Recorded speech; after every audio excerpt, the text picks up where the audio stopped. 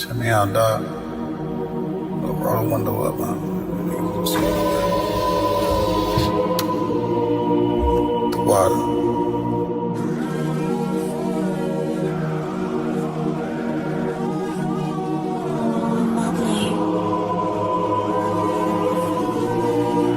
Ain't no better, dog, brother. The son of a king. I don't Balenciaga. I might just wear Kyla. I might just wear the Pradas. But I'm thinking long term, so I might say the dollars. We ain't no better. I'm just being honest. I should've went to college, but I was thinking violence. It's a one West world. We the fucking loudest. Break it down, we break ground. We don't break no damn promise. Let's get active, dog. Don't tell me how you feel about it. These cats saying too much. They ain't learn enough. You maxed out the first quarter, I'm still warming up. These niggas tossing up a brick, they can't score with us. Who gon' come against us? On the Lord with us. Them niggas riding for you.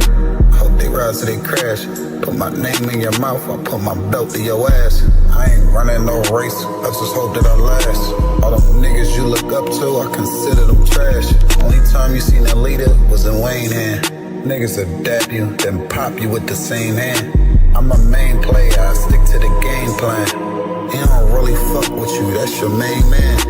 We them niggas came through and made your city hot. Yup, said he in the field, but he really not. And I ain't casting no stone, I just let him rock. And that's the kind of story they gon' read about. But if it's war, it ain't no tapping out. Grip still heat, spit like a dragon mouth.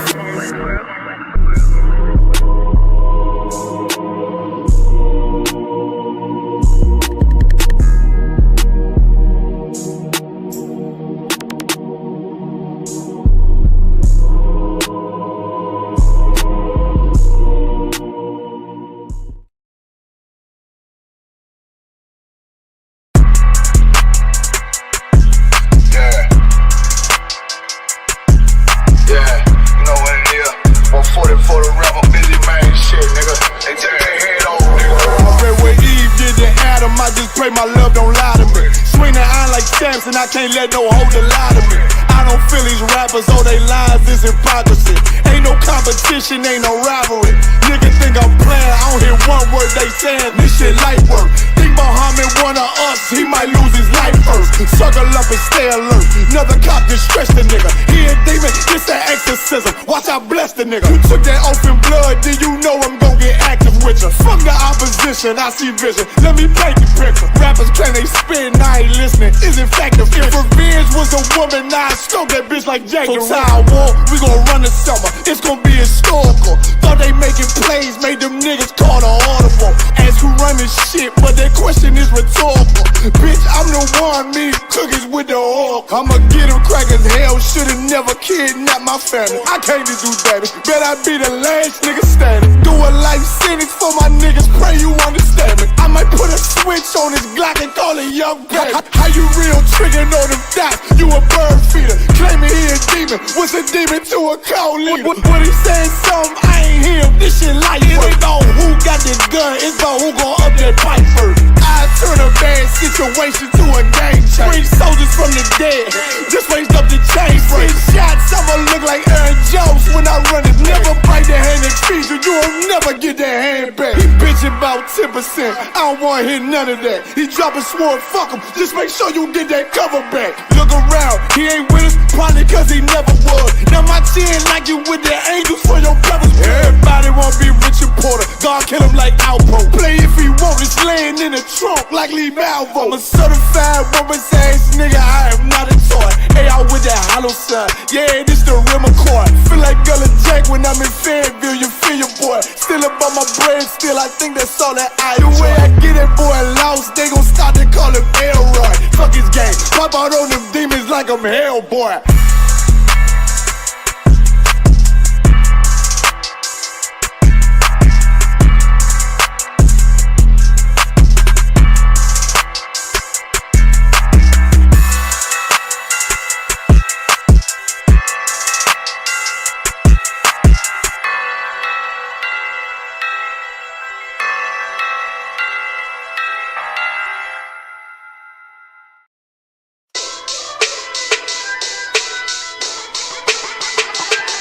Right at it. What you talking about? Hear the hunger in my voice, they used to tell me to speak up. The problem was what I was saying, they couldn't keep up. Instead of moving around with some patience, they tried to speed up. It got colder than a bitter bitch, found me a way to heat up. What's a favor for a favor if we all didn't make it? Kept it 100 with everybody, but they just gon' change. I ain't get caught up in the hype, cause I ain't feel like I made it. Couldn't picture me here now, but here's your moment to frame it. And I ain't never understand that self-entitlement spirit. I felt your vibe, I don't wanna get near it. Before I made the appearance, I took a second, took a look in the mirror. This God, Lord, the only thing that I fear. Y'all got me fucked up. This all passion, it's tradition, it ain't fashion. It's no action, they make threats and it's still passing. I think massive, no respond, that's still tact. Y'all should quit rapping. Cheap shots, I'm cinematic. I ain't average, I'm an overthrow fanatic. How I go, you lose and win like asthmatic. I got first, that's automatic. I'm the best in my division. In the ghetto like the pigeons, in the hood like the engine. You a bird for that chicken. I don't fake split decisions cause my mind made up, nigga. We in the end of time, but my time ain't up, nigga. I was young and running wild and wide-eyed like a cabbage patch. I had to get it as vivid, adapted to my habitat. It's certain shit I won't do, certain shit you can't prove. My shit sound like a payday, yours like more when the rent. If I had $1 for every dime you counted, I would be broke. Watch it be close, got a better chance, boxing the ghost. And they know I'm raw, and they know the squad, and I'm feeling large, still in charge. I don't make it follow, I follow the law. Standing tall like they hear on Mars. I just got a call from my bro, he behind the wall, he told me let it off. Niggas lying for some cat, I got a different line in me. Everybody intimidated, I got that guy in me. You can focus on them dimes, I'd rather keep my nine with me. Help me get this off the ground, just know you won't fly with me now. I try to make the news, I ain't playing by the rules. I've been trying to play it cool, but that ain't gon' be the deal. Y'all out here looking like fool. Home with the truth, I ain't never had to choose. I'm trying to get beamed up, man, y'all trying to make the news. I ain't playing by the rules. I've been trying to play it cool, but that ain't gon' pay the bill. Y'all out here looking like fool. Home of the truth, y'all ain't never had to choose. Trying to get beamed up, man, y'all trying to make the news. I ain't playing by the rules. I've been trying to play it cool, but that ain't gon' pay the bill. Y'all out here looking like fool. Home of the truth, y'all ain't never had to choose. Trying to get beamed up.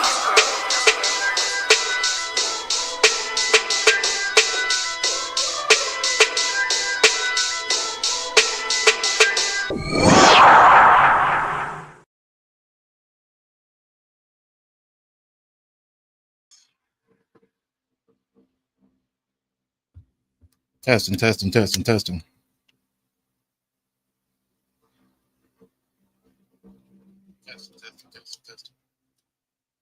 All right, no sound crash.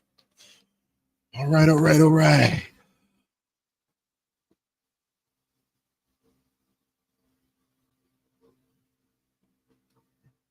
right, let's get the most high here.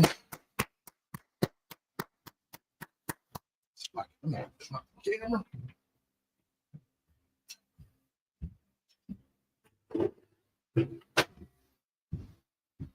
Didn't even notice that. All right. So let's see what we got here. Hey, most high in Christ. All right, get the lower hand. Shalom, Yahweh, Shem Yahweh, Barak thumb to the brothers. Shalom, Yahweh, Shemal, the thumb, Bashem Yahweh, Shai to the sisters. Welcome back, Tuesday night Brotherhood class. We got Trooper Salaki. Ramaya. Salaki, if I butcher that. Young man Leonard, what's going on? Sister Salaki, Batharwana. Who else? We got Sister. What's that? Asa? Salaki, sis, if I butchered that.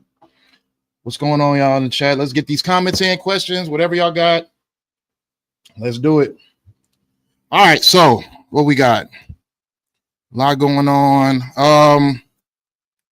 Today I want to focus on what we got. Today I want to focus on the feast day that just passed by, the closing of the Feast of Tabernacles. I'm gonna get out of hand. You know what I mean? Great service yesterday, great class. Usually, you know what I mean, we handled it like a what is it? Like a Sabbath day, right? So I just want to get into the details of the Feast of Tabernacles because it's very important to what we see that's going on today in the world today. You know what I mean? So we're going to get into details of the Feast of Tabernacles. So when we start off with the Feast of Tabernacles, where do we go? We go to Leviticus, and it's in Leviticus 23 and 33. Now we went through this a little yesterday, but I'm gonna go through detail by detail, so let it be known, okay, why we celebrate the Feast of Tabernacles, what do we do on the Feast of Tabernacles, what's supposed to happen on the Feast of Tabernacles, right? So it's let's see, 23 and 33. So the book of Leviticus, chapter 23 and 33, it says, and the Lord spake unto Moses, saying, speak unto the children of Israel, saying, the 15th day of this 7th month shall be the Feast of Tabernacles for 7 days unto the Lord. So we celebrate the Feast of Tabernacles, obviously, for 7 days straight. And that is pretty much it's a holy week, but it's a day unto the Lord. But what we got? On the first day shall be an holy convocation. Ye shall do no servile work therein. 7 days ye shall offer an offering made by fire unto the Lord. On the 8th day shall be an holy convocation unto you, and ye shall offer an offering made by fire unto the Lord. It is a solemn assembly, and ye shall do no servile work therein. These are the feast of the Lord, which ye shall proclaim to be holy convocations, to offer an offering made by fire unto the Lord, a burnt offering and a meat offering, a sacrifice and drink offerings, everything upon his day, besides the Sabbaths of the Lord, and besides your gifts, and besides all your vows, and beside all your free will offerings, which ye give unto the Lord, also in the 15th day of the 7th month. When ye have gathered in the fruit of the land, ye shall keep a feast unto the Lord 7 days. On the first day shall be a Sabbath, and on the 8th day shall be a Sabbath. And ye shall take you on the first day the boughs of goodly trees, branches of palm trees, and the boughs of fig trees, and willows of the brook. And ye shall rejoice before the Lord your God 7 days. And ye shall keep it a feast unto the Lord 7 days in the year. I'll just read through this real quick, and then we can get on the topic. It shall be a statute forever in your generations. Ye shall celebrate it in the 7th month. Ye shall dwell in booths 7 days. Pay attention to that, because this is important. Ye shall dwell in booths 7 days. All that are Israelites born shall dwell in booths, that your generations may know that I made the children of Israel to dwell in booths, when I brought them out of the land of Egypt. I am the Lord your God. And Moses declared unto the children of Israel the feast of the Lord. So within our captivity, you know what I'm saying? Like, we don't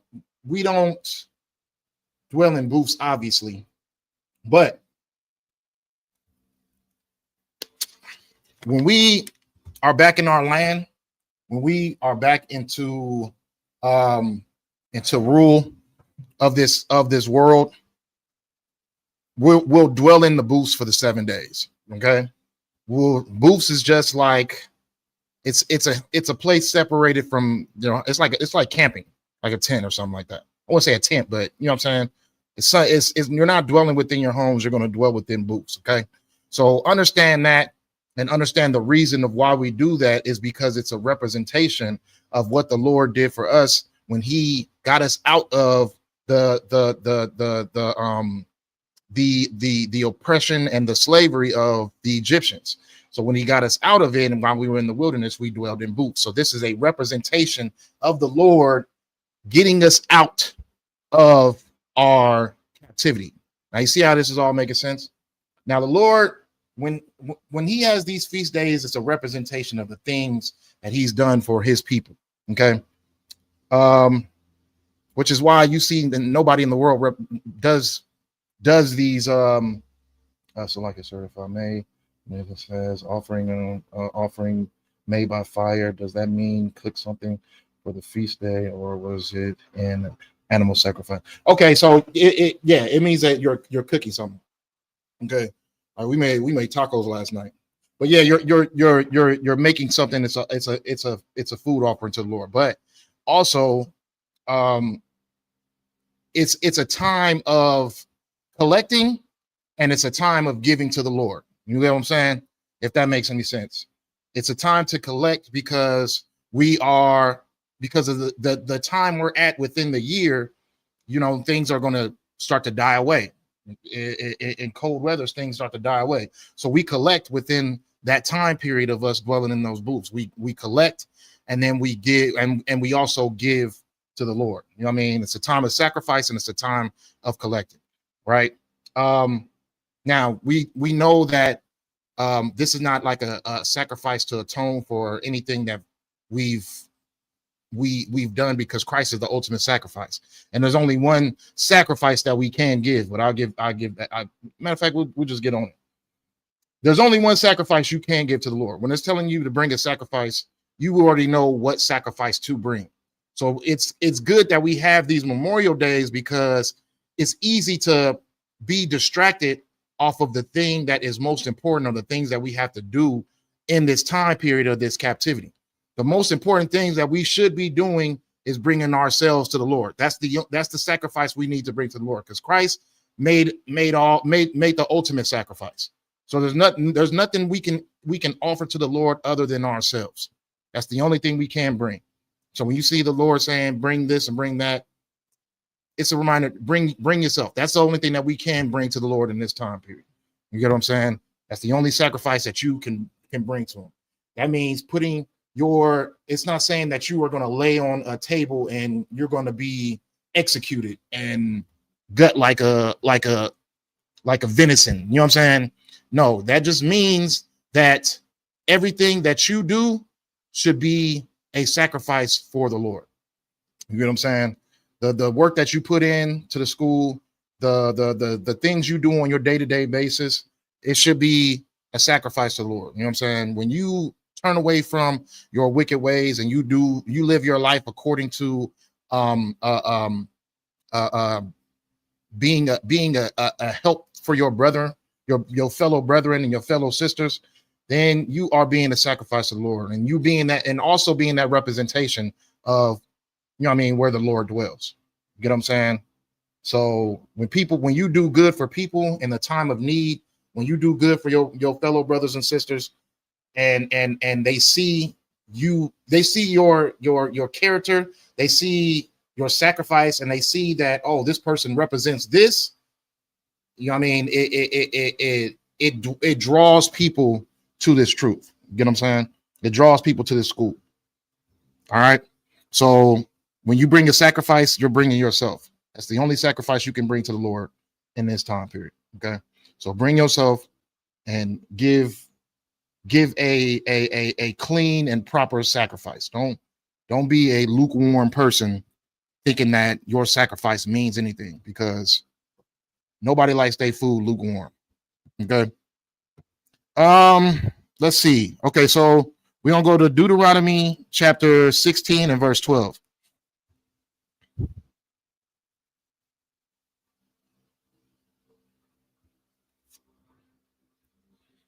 All right, so Deuteronomy chapter 16 and verse 12, it says, "And thou shalt remember that thou wast a bondman in Egypt." So you see what this representation of this day is. You know what I mean? This is a righteous thing, because right now we are in the midst of captivity. We are in the midst of being captives in Egypt once again, because of our disobedience and our disrespect to the Lord. You get what I'm saying? So now we are in the midst of being in captivity again.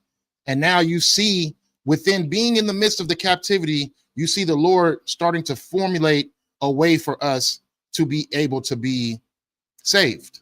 You get what I'm saying? Like, this nation is falling before our eyes. They're turning amongst each other.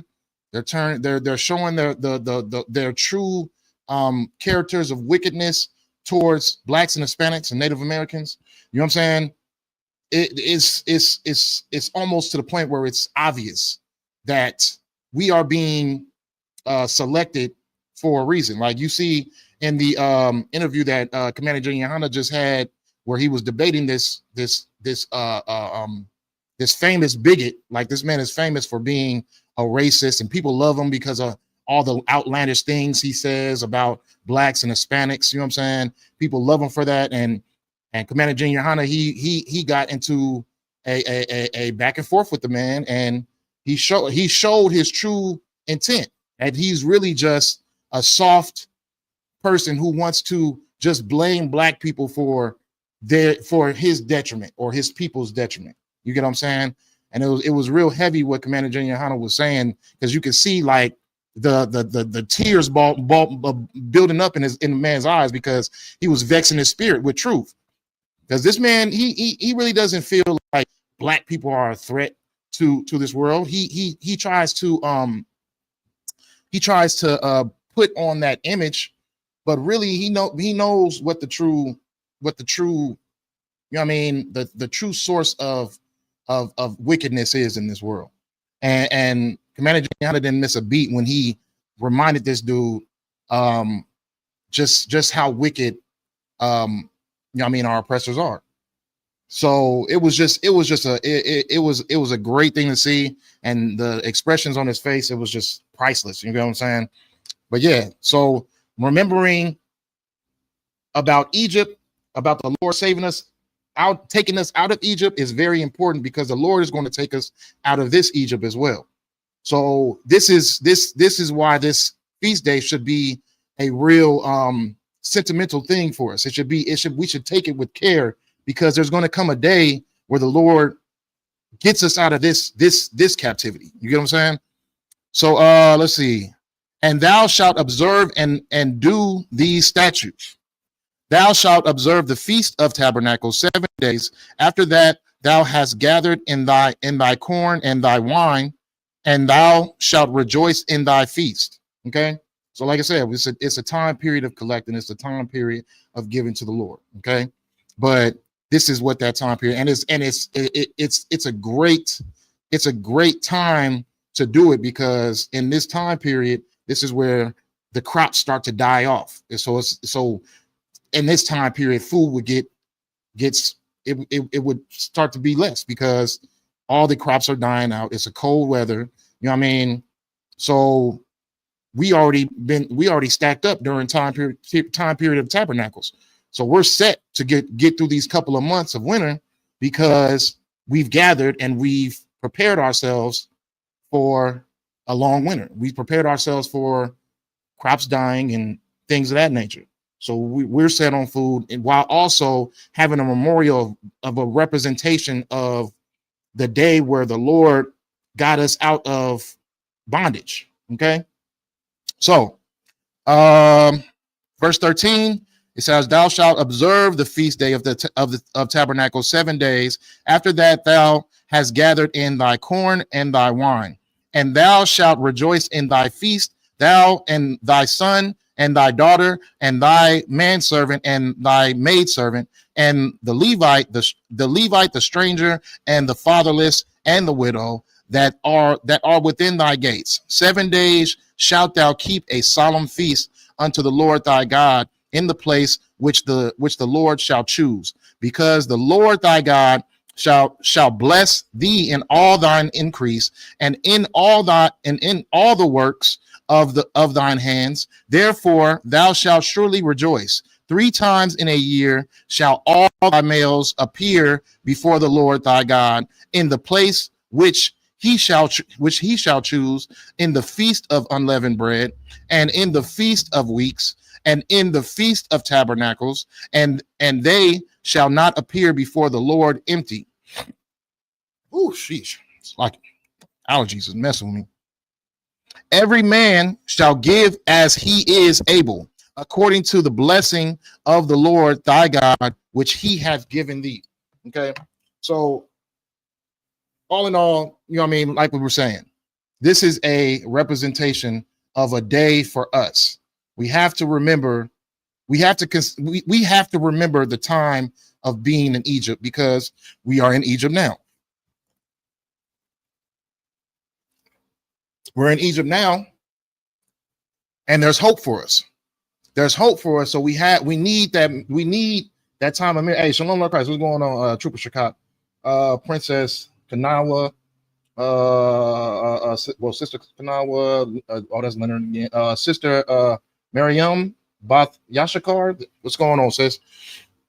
All right. So, yes, we need these days of remembrance because this is not the end for Blacks, Hispanics, and Native Americans. We see a lot of things happening with ICE, with the brutality that's going on in the streets. A lot is going on, but it's happening for a reason. You know what I mean? The Lord has not abandoned us. It's for us to wake up spiritually. It's for us to find out who that man of perdition is, which we know is our oppressor. You know what I mean? It's for us to be in position to be seen as helpless. You get what I'm saying? Because the thing about it is, in this sight of helplessness, it makes it more glorious that when the Lord builds up the ones who suffer the most, the ones who were in a position of helplessness. You know what I mean? The Lord is going to give power to the unrighteous just so he can break them down and show the power of the righteous. You get what I'm saying? Like, the white man didn't get his power on his own. He had to use the sword. He had to assault us. He had to unalive us. He had to enslave us. You get what I'm saying?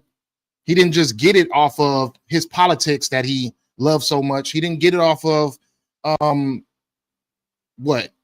being a keeper of promises. He got his power off of hunting. And that's what he does best, to hunt, to unalive. That's what he does. So the Lord is going to allow him to build his power up just so he can break them down. And now that we see that our oppressor is being broken down, what are you going to do, Israel? Are you going to continue to keep on bringing lackluster sacrifices to the Lord? You get what I'm saying? Like, are you going to continue to be 1 foot in and 1 foot out, thinking that there's time, thinking that you still have a period of a post period that you get to figure it out and find yourself? You know what I'm saying? Like, it's a lot of critical things happening right now, but the most important thing is making your election sure.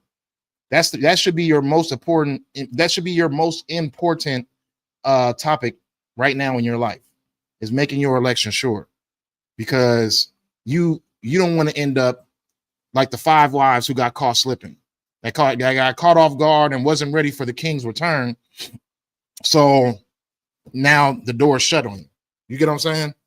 Like, no, you want to remember these feast days. You want to remember these days of acknowledgement and representation. You want to remember what they stand for, because all in all, at the end of the day, this is a spiritual method that's going to put us in position to find our way back to the top. You get what I'm saying? And at that time period, the Lord has given Moses these commandments to tell us, to give to us, so that we remember the lifestyle we lived when we were under captivity, because it takes oppression to make a wise man mad. You get what I'm saying? Our people right now are just absolutely too comfortable with our oppressor. Like, when we walk around, we think we see ourselves within our oppressor. That's why we try so hard to save them. You know what I mean? When it comes to us revealing the wickedness of our oppressor, it's usually our people who try to stand in front line and center to protect the image of our oppressor. But we'll be right there to be the counterpart, to show all of the wicked things that he has done. You get what I'm saying? And in order to be a representation of that, you have to be a righteous person. You can't be a wicked person speaking about wickedness. You have to be a righteous person. You can't be in a wicked group or a wicked fake camp thinking that you are opening the eyes of Israel by feeding them more wickedness and more deceit and more lies. You can only feed your people righteousness. You get what I'm saying? So it's a very critical time, but it's very important that we understand these days. You know what I'm saying? Understand the Feast of Tabernacles, because it's a day that the Lord gave to us to be in remembrance, to be acknowledged, because there's going to come a time period, like we're going to keep the Feast of Tabernacles forever. The Feast of Tabernacles is going to shift. It's going to go to a time period of remembering, to a time period of receiving. You get what I'm saying? Like we're not just, it's not just for us to, we're going to collect, but in a different way. We're going to collect everything that the world has to bring to us. You get what I'm saying? There's going to come a time period when we get our kingdom back, we're going to collect from the whole world. All the nations outside of our kingdom will have to bring to us on this feast day. You get what I'm saying? And we're going to collect from them. And any nation that decides not to acknowledge the King, Yahushua, or the Lord, you know what I'm saying, is going to be wiped off the planet. You get what I'm saying? They're going to have to come and bring their trinkets and things of value to the children of Israel and acknowledge the King. You know what I'm saying? Otherwise, they get wiped out. So let's go to Zechariah 14 and 16, and we'll see what we're talking about on this.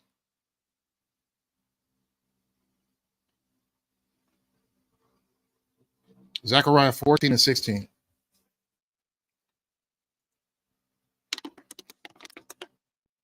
All right. So in the book of Zechariah, chapter 14 and 16, it says, "It shall come to pass that everyone that is left of all the nations which came against Jerusalem shall even go up from year to year to worship the King, the Lord of hosts, and to keep the Feast of Tabernacles. And it shall be that whoso will not come up of all the families of the earth unto Jerusalem to worship the King, the Lord of hosts, even upon them shall be no rain. And if the family of Egypt go not up and come not, that have no rain, there shall be the plague, wherewith the Lord will smite the heathen that come not up to keep the Feast of Tabernacles." Okay, this shall be the punishment of Egypt, and the punishment of all nations that come not up to keep the Feast of Tabernacles.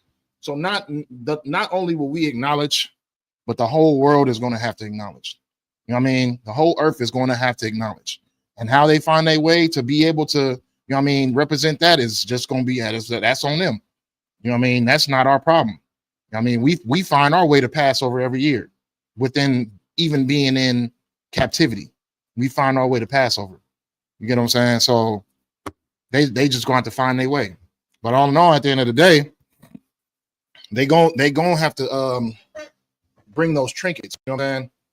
So we just even the Bible is going to be a time period where it's like we don't even need it. Like we're going to be like, you know what I mean? But at the end of the day, this is the Lord saying that. The Lord loves his people so much. It's like he wants the world to acknowledge the things that we had to endure. You know what I mean? He wants the world to acknowledge the gifts that he's given us. He wants the world to acknowledge everything that is within our records. You get what I'm saying?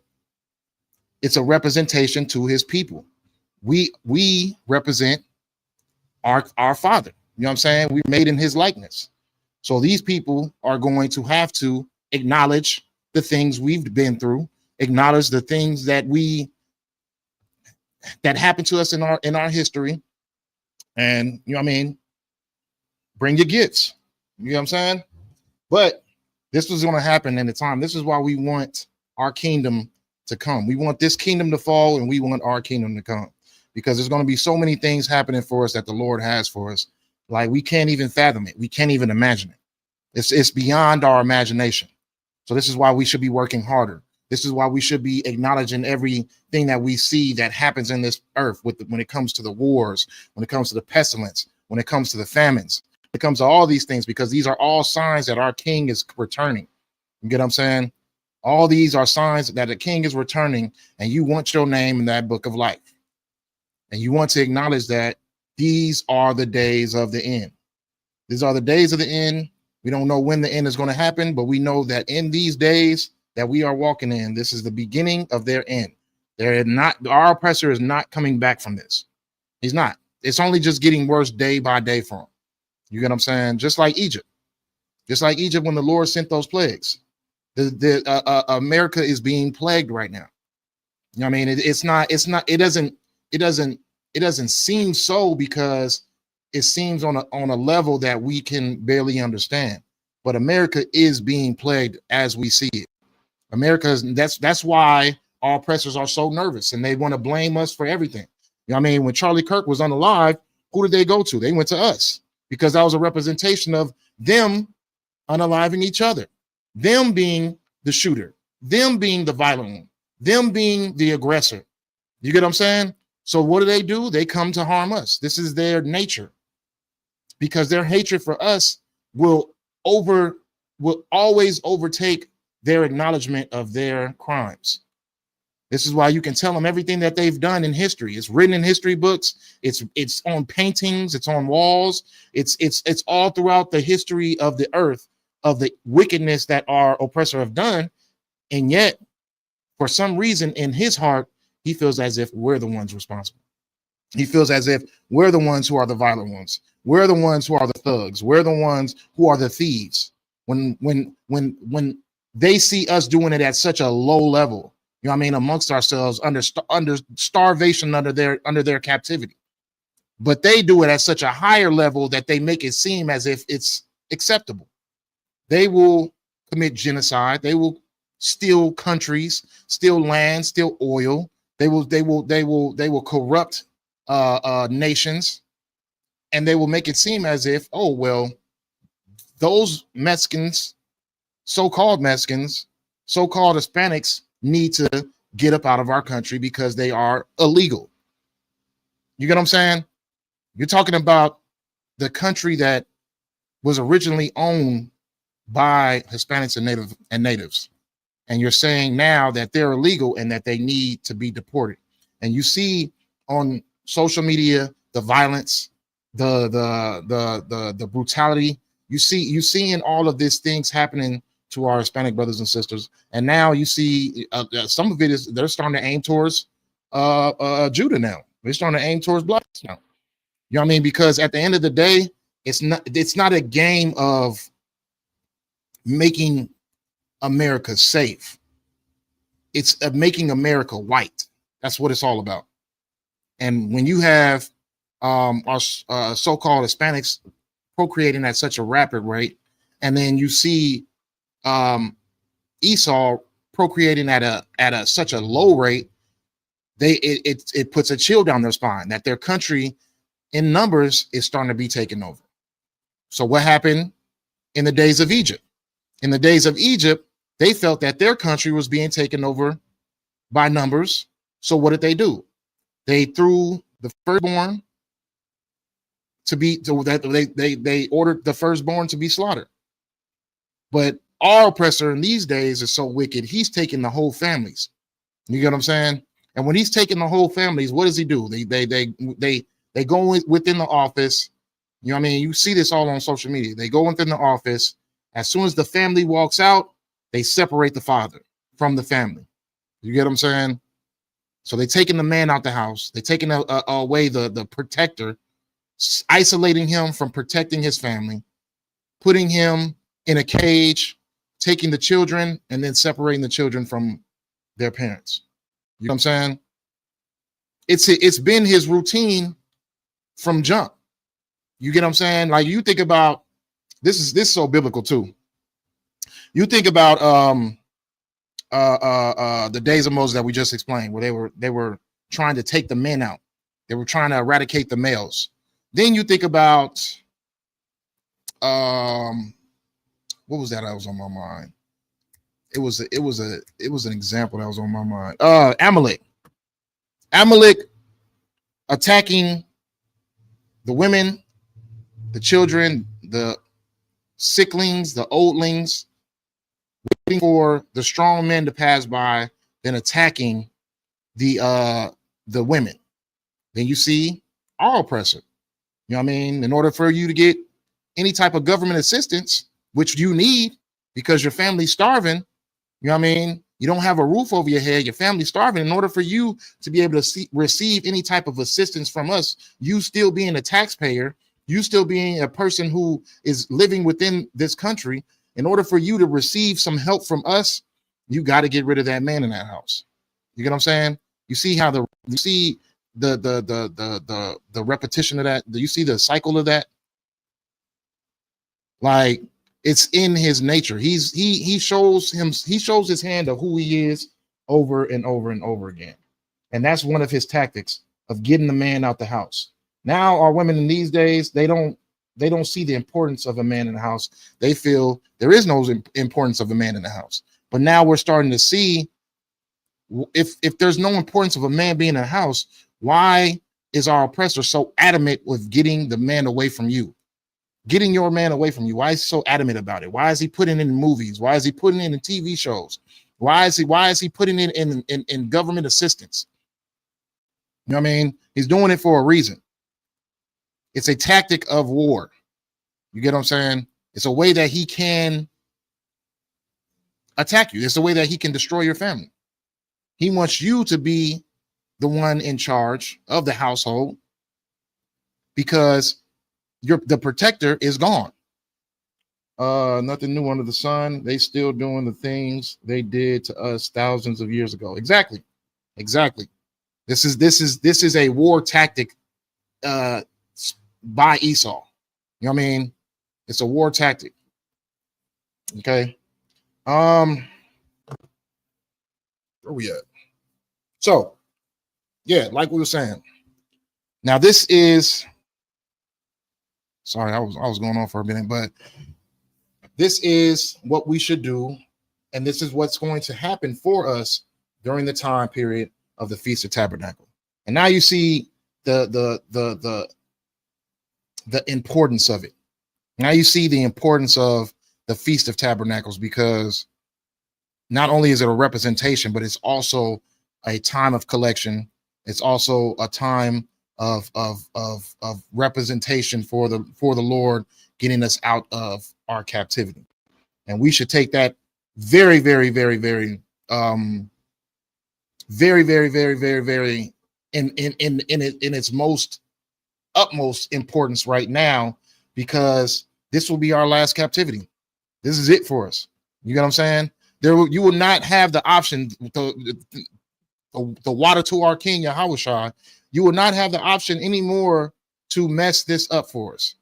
You know what I mean? We will be under a strict protocol, a strict government, that there will not be any more disobeying the Lord. There will not be any more walking back and following the heathen. You know what I'm saying? So because of Christ's sacrifice, we will have no more. There won't be any more oppression for us. There won't be any more being under our oppressor's feet, being in captivity. All that is going to be done for. Now, depending on how you live these days, is depending on how you're going to live in the kingdom. So you should take every day by a sense of advantage. You know what I mean? You want your generations to come to have a beautiful life, to have a wonderful life. You don't want to have a mediocre life in such a place where you can't imagine how beautiful it's going to be. You get what I'm saying? You don't want to have that. You want to have a beautiful life within a beautiful kingdom. So the things, the actions that you take, the moves that you make in this day and age, all matter for the life you will live, the life that your family will live in the kingdom. You get what I'm saying? Like the people of the day of Moses, that was like it. The people in the day of Noah. Some people weren't even able to come back until the day of judgment, the time of judgment. You know what I'm saying? Just to be judged on the great day of judgment, the lake of fire. You know what I'm saying? That's something that you should take into heart. You don't want to be that wicked to the point where the Lord has absolutely no use for you. You don't want to be that wicked. You don't want to be that disobedient to the point where the Lord has no more use for you. You're just a vessel that is meant to be punished. That's it. I wouldn't want that for you. I'm assuming that you wouldn't want that for yourself. So take every day as a opportunity. It's like making investments, right? It's like invest into a business or investing into a bank account, right? And every day you're putting in a certain amount to the point where you get to the point where your achievement or your goal is set. It's the same thing you do with your life on a day-to-day basis. So you living righteously, you putting in the work is an investment towards what your account is going to look like on the great day. You get what I'm saying? So you want to keep on depositing as much as you can deposit as possible to make sure that when it's time to cash out, you get 10-fold, you get 100-fold, you get 1,000-fold. You get what I'm saying? It's a great investment. It's a great investment. Only because you can't see the results in front of your eyes right now does not mean that they will cease to exist. Those things will exist. The fruits of your labor will exist. This is not all just for nothing because you decided to live a particular lifestyle of righteousness and now there's nothing coming out of it. You just here to sacrifice just because you love the Lord. No, and not to, even if there wasn't any payment that came out of it, it still wouldn't matter because the Lord's favor is all that matters. The Lord's favor is the best thing you can have, better than riches, better than the beautiful lifestyles, the what do you call it? The fame. You get what I'm saying? Like the Lord's favor trumps all of those things. The Lord's favor trumps each and every one of those things. When you read about the Abraham's bosom, and you had a man that had nothing that was under Abraham's bosom, and the man that had everything, you know what I mean? Because he lived a life of wickedness, now he's living in torment. You get what I'm saying? So these things matter. All these things matter. You want to work, aim yourself towards having the Lord's favor. You get what I'm saying? When the Lord favored David, David gained a kingdom. You know what I mean? Gained rulership. So you want to be like David. You want to be fearless other than when it comes to having your fear towards the Lord. And you want to be a righteous servant. Point blank, period. And be consistent. Don't just be a here or there type of person. Be consistent. Be that person when the Lord, when he speaks to Satan again, he can be like, oh yeah, this is one of my perfect servants, just like Job was. This is one of my righteous servants, just like Job was. You know what I mean? You want to be in that category. Don't be one of those people where it's like, oh, don't do that to him because he a little weak. He might give up. Don't do that to her because she's very insecure. She's gonna fall out. She's not gonna stick around. You don't want to be that person. You want to be that person like how Job was, where it's like, you can do whatever to me, and it's not going to take my dedication. It's not going to take away my faithfulness to this truth. You know what I'm saying? I might be confused on what's going on with me, but at the end of the day, I'm not leaving. I'm not going to abandon my brothers. I'm not going to abandon my oath that I took to the Lord. I'm not going to abandon it. I'm going to stand firm and I'm going to stand righteous. I don't want to be a what's the word I'm looking for? A fragile brother. Being real fragile, like, you know, like a glass vase, like any type of pressure and you could just fall over and break. You know what I mean? You want to be like a stone. You want to be unpenetrable. You get what I'm saying? You don't want to be fragile. Like Oh yeah, well, nah, don't do that to him. Like you don't want that type of rep. You know what I mean? You want to be able to handle whatever comes your way, because Lord is never going to give anything to you that you can't handle. He's not going to ever put you under any type of pressures that you can't handle. So you want to be that person who's like stone, like I'm stone. Like there's nothing you can do to make me break. I'm about to stand firm, and I'm in this. I'm in this. You get what I'm saying? Because a lot's happening, and we get it. But just understand that nothing's happening to you that didn't happen to somebody else. There's no new story that you can bring up that of what you're going through, and that you just couldn't cut it because you went through this and you went through that. There's no new story, whether if it's embarrassment, whether if it's feelings, spite, pride, anger, all these things. These are all gateways into finding your way out of the truth. You don't want to be a person who it finds an excuse. There's an excuse that can get you out of this truth. You don't want to be that person, because all in all, it just shows that you just wasn't tough enough to serve the Lord. You weren't righteous enough to serve the Lord. You know what I'm saying? So where are we at right now? So we was talking about this day is going to be a representation for Israel forever, right?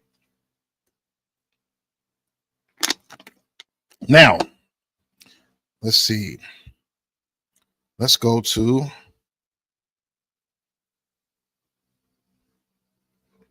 Second Thessalonians 2:15.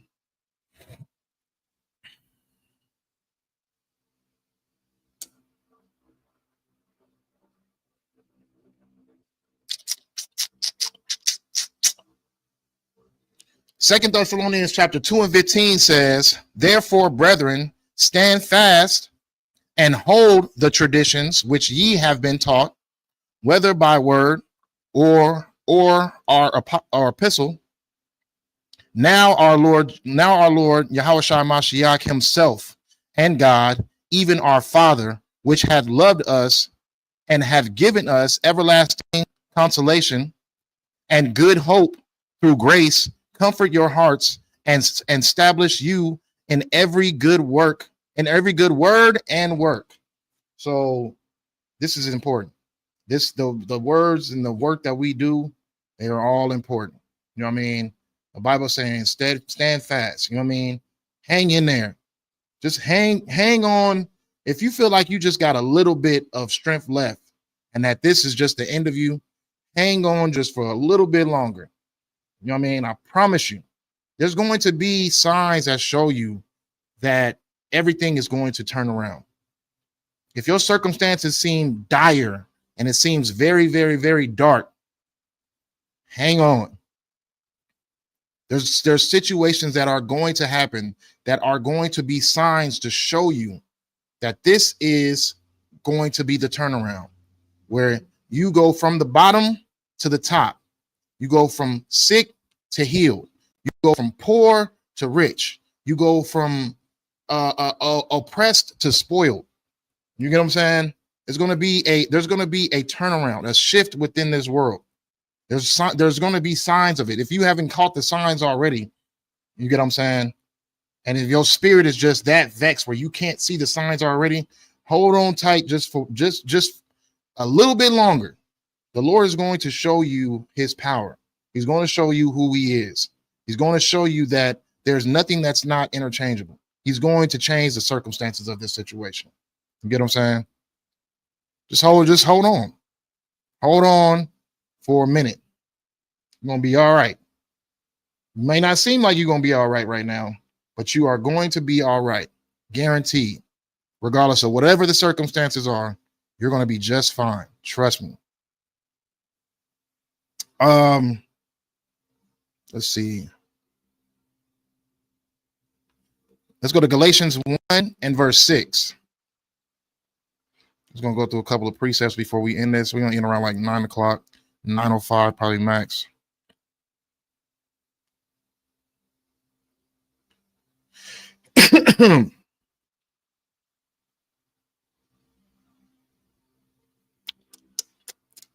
So the book of Galatians chapter 1 and verse 6, it says, I marvel that ye are so soon removed from him that called you into the grace of Christ unto another gospel, which is not another, but there be some that trouble you and would pervert the gospel of Christ.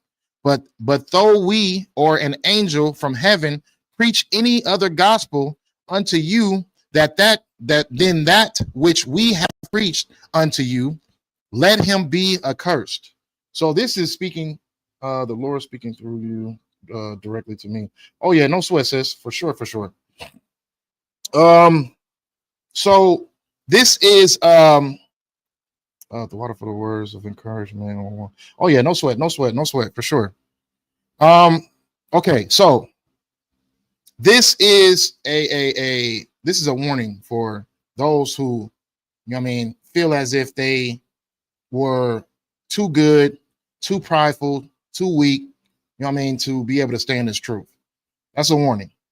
You get what I'm saying? No one ever leaves this truth and teaches the same thing. You get what I'm saying? No one ever walks away from this school and teaches the same thing. There's always something that is perverted that switches up within the gospel of Christ. You get what I'm saying? There's always something that they got to mix around and twist around. You get what I'm saying? And this is a warning, because you don't go and change something that is already made perfect.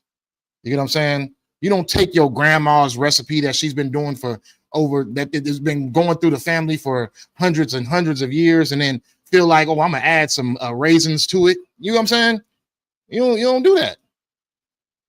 You don't take what's made perfect and then make it and dilute it. You know what I'm saying? You don't dilute it. You keep everything that is righteous. So those who have stepped away and perverted the gospel of Christ and changed it and said that a whole bunch of nonsense, that you can sleep with heathens and if they your concubines, or, you know what I mean, just little examples of that, like just unrighteous fellowship. It's a consequence to it. You know what I'm saying? And I would hate to be that establishment, and I would hate to be within the realms of that establishment. I know where I'm at and where my seat is, that I'm in the truth. Okay. I know that this is the truth. Even history has shown that this is the truth. There's no, oh yeah, one West went from one West to two West to three West and back to one West. No, it's just been one West since 1969. You know what I'm saying? We didn't have to keep on changing the names. We didn't have to keep up in splits in order to be able to be established. It just is what it is. So that is a warning unto them. So what we got next? Okay, so that Revelation 22 goes with that as well. Taking anything out of the book and changing. That's for Esau too, because Esau has changed a lot of the Bible. They gave us Christianity. They gave us what do you call it? Catholicism. They gave us just a bunch of nonsense. You got Muslims teaching that Christ was just not the Son of God. He was just a regular prophet, like the prophets that they made up. You get what I'm saying? Like it's gonna be some judgment happening. You see it in the world. You know what I'm saying? You see what's happening in the world, but it's definitely gonna be some judgments happening. What else we got? Okay. So what we were talking about hanging on, Matthews 24 and 13.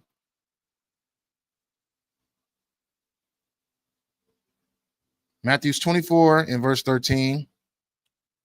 It says, where is that?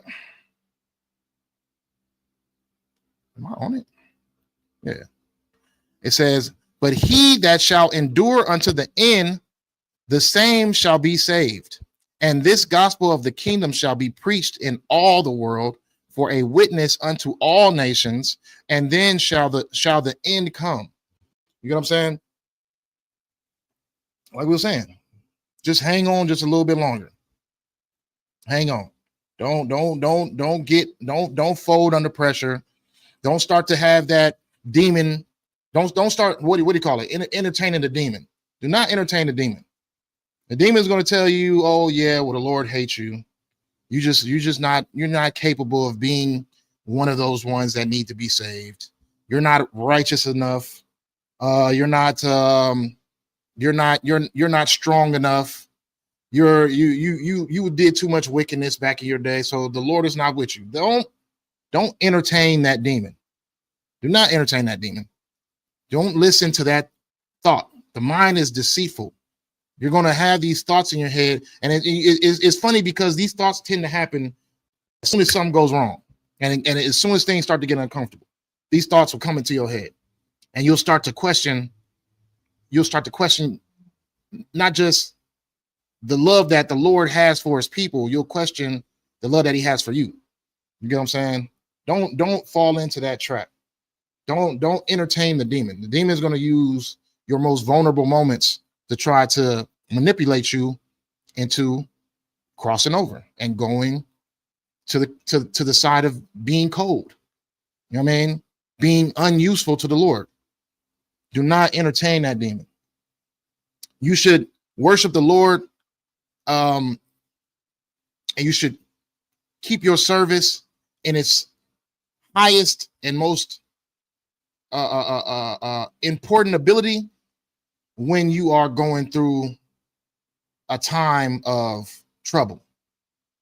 If that makes any sense. So when you feel like you're at your brokest, when you feel like you're at your weakest, when you feel like you're at your most mental state of breaking down, that's when you got to serve the Lord in a way of I want to say unconsciousness, but just it's without thought. Just go do what you got to do. Whatever you can contribute to this truth, whatever you contribute to the Lord, go do it. You know what I mean? Study, read, watch classes, do something, and go to the school. Talk to your camp leader. You know what I'm saying? Like, get counsel. Do whatever you need to do to not entertain the demon, because last days equals last test. So you might not even know it, but you might be going through your last test that you will ever have to face, just to show your initiation that you are a righteous servant for the Lord. So last days equals last test. So just don't fail your test. Study, be prepared, and be aware. Okay? Because just know that these tests are coming. And when these tests come, it doesn't mean that the Lord is questioning your seat. It's the Lord putting you through the trial to see if you're capable of being able to serve him even in a place of darkness.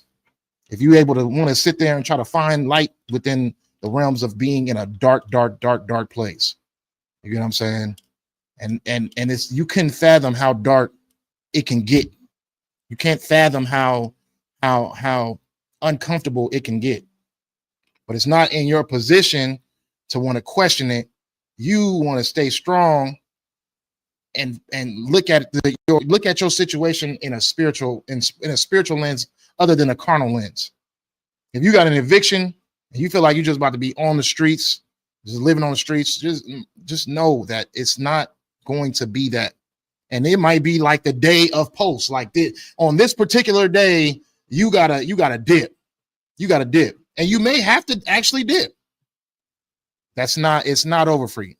You're not just going to be homeless and on the streets and just without any type of ways of solution. The Lord has a solution for you. Sometimes those dark moments, it pushes something in you to want to get to the next level that you were incapable of doing because you just didn't feel like you had it in you. You know what I mean? Sometimes you need to get pushed. Sometimes you need to be tested, because it's like you probably just walking around comfortable with your day-to-day lifestyle. You just stuck within your ways. You couldn't fathom a situation happening to break those days up. But sometimes those days being broke up leads you into the next realm, into the next realm, to the next realm. You gotta take hold of that and understand it. Your patience is what creates perfectness. You know what I'm saying? Regardless of how dark them days look, your patience is what creates perfectness. As long as you have a breath of air and you're able to live and you're able to you don't need nothing. As long as you're able to live and serve the Lord, you don't need nothing. I mean, Christ didn't have a home he went to every night. Christ didn't have a business that he went to make sure that he kept money in his pocket. So who are we to make ourselves feel like that we need these particular things in order to be able to survive, in order to be able to feel like we can be of use to the Lord? You get what I'm saying? Who are we to feel like that? Be like Christ. Christ is a perfect example. What place did you see that? What mansion did you see that Christ went to every night to go lay his head? What do you call them things? What coat did you the horses? What coat did you see Christ hop on to be able to go from city to city? His luxurious cruise ship. You get what I'm saying? Like, you don't need nothing. You don't need nothing. It's just endure to the end, like Matthew 24 says. So, did we get through that? We got through the whole thing, right? Okay, yeah. All right. I'll do one more precept and then we can bounce.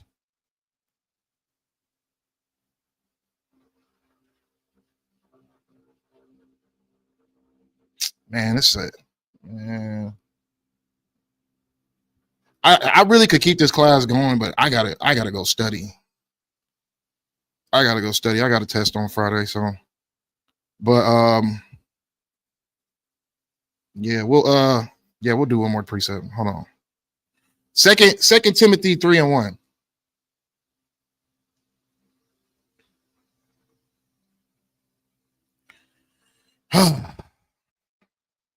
Second Timothy 3:1, it says, This know also, that in the last days perilous times shall come. For men shall be lovers of their own selves, covetous, boosters, proud blasphemers. Let me put that comma in there. Proud, blasphemers, disobedient to parents, unthankful, unholy, without natural affection, truce breakers, false accusers, incontinent, fierce, despisers of those that are good, traitors, heady, high-minded, lovers of pleasure more than lovers of God, having a form of godlessness, but denying the power thereof. From such turn away, for of this sort are they which creep into houses and lead captive silly women laden with sins, led away with the diverse lusts, ever learning and never able to come to the knowledge of the truth. Do not allow your entertainment of that demon to lead you to being any of these people, okay? Do not entertain the demon. You know what I'm saying? Do not entertain it. Endure to the end. Stay righteous. Stay holy. And watch this place burn. And it's just that simple. It's just that simple. So with that, you know what I'm saying? I'm going to end the class. I'm going to see y'all next week on Tuesday. I'm going to say shalom, Yahweh Ba'Shem Yahshua Barakathum to the brothers. Shalom, Yahweh Shamar, the thumb Ba'Shem Yahweh Shai to the sisters. The water for y'all tuning in, man.